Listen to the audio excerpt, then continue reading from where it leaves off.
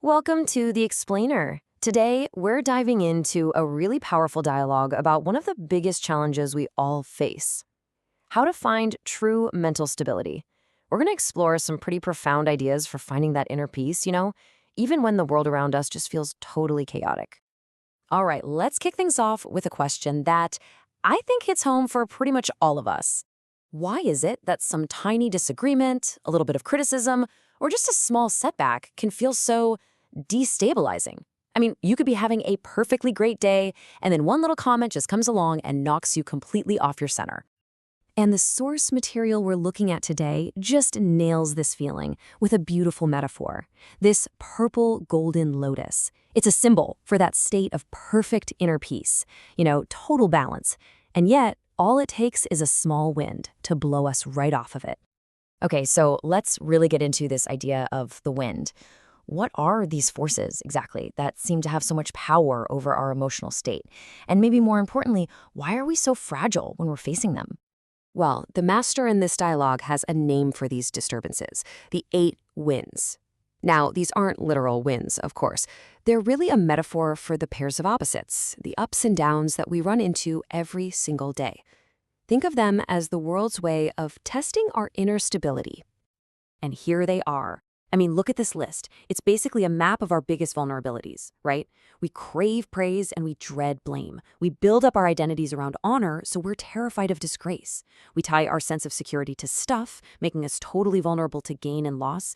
And of course, at the most basic level, we're just wired to seek pleasure and run from pain. These aren't just random things. They are the fundamental push and pull that defines so much of our lives.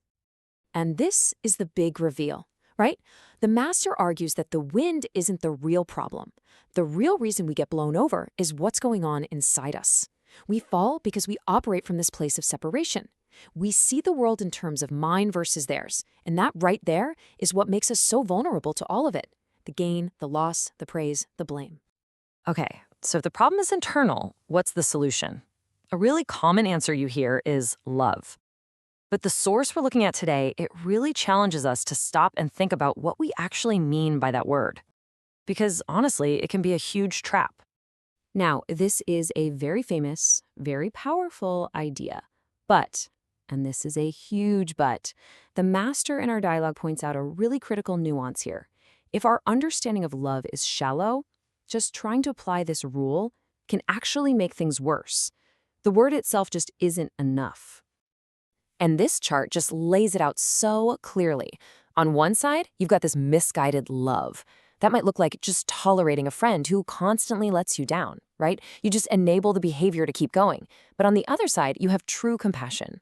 And that isn't about passive acceptance at all.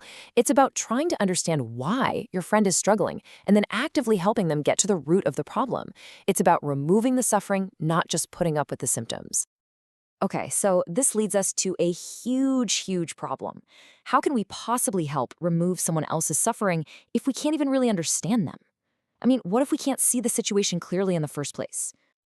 And the disciple asks the exact question we're all thinking, right? It's the heart of the whole thing. We get so wrapped up in our own point of view, our own feelings, that understanding where someone else is coming from feels completely impossible. And the master's answer?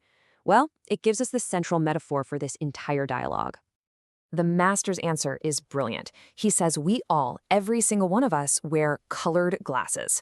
These glasses are made from our personal experiences, our beliefs, our biases, our mood in that exact moment, and they tint everything we see, completely distorting reality without us even knowing it's happening. And this right here is what happens every time we argue. You're wearing your glasses, the other person is wearing theirs. You're both looking at the exact same situation, but you see completely different things. You are 100% convinced it's red. They are 100% convinced it's blue. And you just go back and forth arguing about the color, getting absolutely nowhere. Why? Because neither of you is seeing the thing itself. You're only seeing it through your own personal filter. So you see where this is going, right? The path to that unmovable mind. That mind that isn't blown over by those 8 winds, it has nothing to do with proving your color is right. It's not about winning the argument. It's about learning how to take the glasses off completely. So the master gives us this super practical 4-step path to get there. Let's walk through it. Step 1, don't get involved. Honestly, this is the hardest part. It means you have to resist that immediate emotional gut reaction to jump in and defend your side. Just pause. Step 2. Step back and observe. Create some distance. Watch what's happening like you're a neutral third party, not a participant. Step 3. Understand their glasses. This is where the real work begins. From that outside perspective, try to figure out why they see it the way they do. What color are their glasses? What's their story?